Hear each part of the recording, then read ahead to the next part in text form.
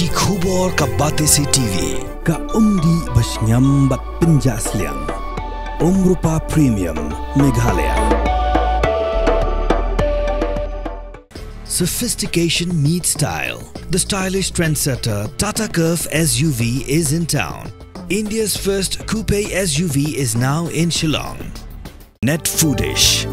Ordar mapi, minwan ramangi hakerdob ying jongpi.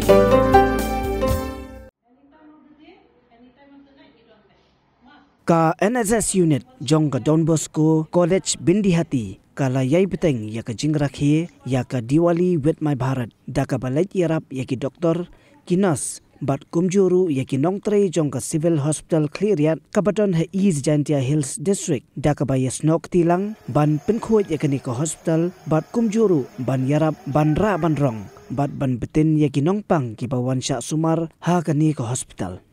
Lala ban pelong ya kani ka program ka bajom dailing ba ka jiatri lang bat ka meteran ka bernitha esangma bat kumjuru bat ka Dr. STS Mumen kani ka program jong ki Samla Pule ka Don Bosco Byndihati College ka longru shibenta kum ka jing ithu kerpang ya ka jing sakri ba ratba ki nong tre jong kani ka hospital ki bala IT lut yala die klam tingkai na ka benta ka jing sakri ka babhatam ya ki pajba kani ka than.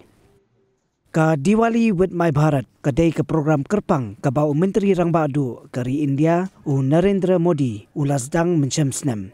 Ka jingtmu jong ni program ka long ban pha ka khubor syaki khon samla kari ba ki dei ban shimi ka jingket khli haladi ban sumar bat ban lekho ya ka mai mariang bat ya ki saudong saukun khanang ba hakawi si ngin sa yoi ya ka India ka ba pharnai.